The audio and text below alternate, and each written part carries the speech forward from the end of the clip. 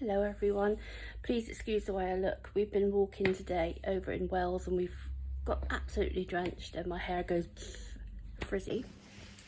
We went to a place called Landwit Major. I might be saying that wrong, but it was absolutely beautiful. We went to some other places too, but I can't pronounce those.